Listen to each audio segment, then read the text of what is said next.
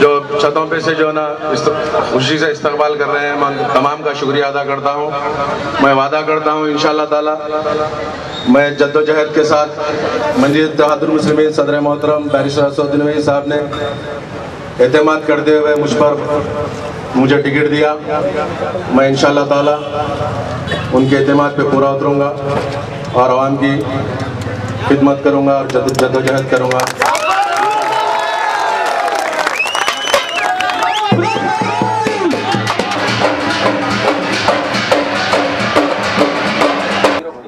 औज़ुबिल्लाहि मिनश्शैतानिर्रजीम बिस्मिल्लाहिर्रहमानिर्रहीम। सबसे पहले अल्लाह ताला का शुक्र अदा करता हूँ।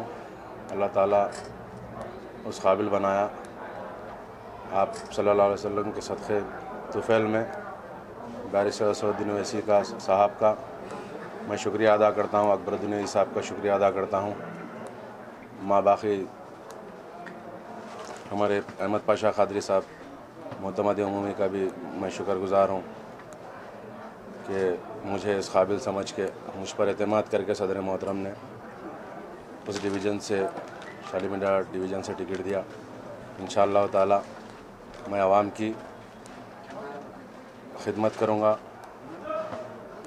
जी ग्रेटर हैदराबाद म्यूनसिपल कॉरपोरेशन के तहत जो भी काम आते हैं उसको बखूबी अंजाम देने की पूरी कोशिश करूँगा।